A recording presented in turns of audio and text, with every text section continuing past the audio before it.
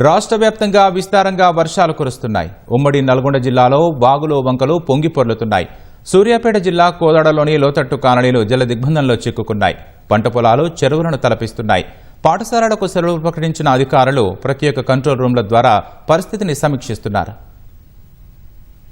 ఉమ్మడి నల్గొండ జిల్లా జోరువానలకు తడిసి ముద్దవుతోంది. చెరువులు మత్తళ్లు దూకుతుండటంతో రాకపోకలకు అంతరాయం ఏర్పడుతోంది. మిర్యాలగూడ నియోజకవర్గంలో చెరువులు వాగులు పొంగిపొర్లుతున్నాయి. వేములపల్లి మండలంలో ఆమనగల్లు చెరువు అలుగుపోయటంతో భీమారాం, సూర్యాపేట ప్రాంతాలకు రాకపోకలు నిలిచిపోయాయి. అడవిదేవరపల్లి, మిర్యాలగూడ మధ్యలోనూ వాగులు పొంగిపొర్లాయి. తడకమల్ల వద్ద పోలీసులు భారీ గేట్లు పెట్టి రాకపోకలను నిలిపివేశారు.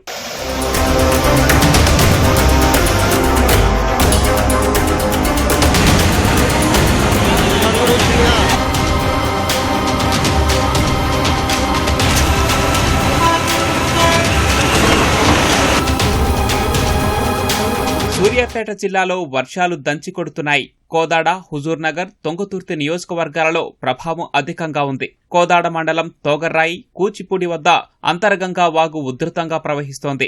కోదాడలోని తులసీనగర్, షిరిడీ సాయినగర్లను వరద చుట్టుముట్టడంతో మున్సిపల్ అధికారులు జేసీబీల సాయంతో స్థానికులను సురక్షిత ప్రాంతాలకు తరలించారు. పులిచింతల నుంచి వజీనేపల్లి వెళ్లే దారిలో వాగులు పొంగి పొర్లుతున్నాయి. వరద ప్రవాహాన్ని అంచనా వేయక ఓ వాహనదారుడు వాగు దాటే ప్రయత్నం చేసి అందులో చిక్కుకుపోయాడు. స్థానికులు గమనించి సాయం చేయడంతో క్షేమంగా బయటకు వచ్చాడు. ద్విచక్ర వాహనం వాగులోనే కొట్టుకుపోయింది.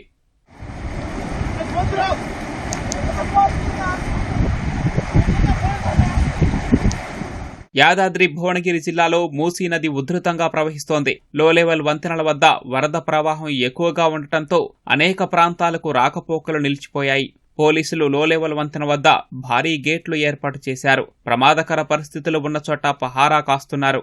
మరో 2 రోజులు భారీ వర్షాలు కురిసే అవకాశం ఉన్న నేపథ్యంలో ప్రజలు అప్రమత్తంగా ఉండాలని అధికారులు సూచిస్తున్నారు.